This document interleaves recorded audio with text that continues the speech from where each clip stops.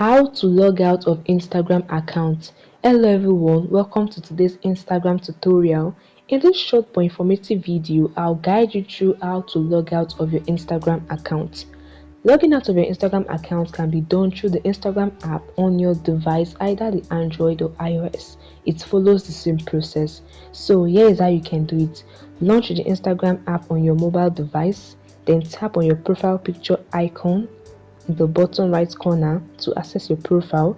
In your profile page, tap on the hamburger icon, which is a three horizontal line in the top right corner.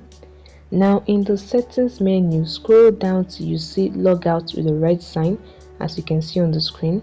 Now the first logout is to log out from your account, that is this particular account, while the second log out all accounts is to log out all your Instagram accounts, that is if you have more than one account logged into your device.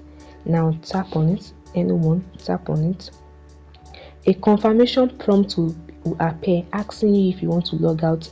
Tap on log out again to confirm.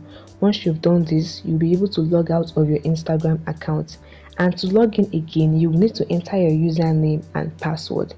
And that is it. You have successfully logged out of your Instagram account.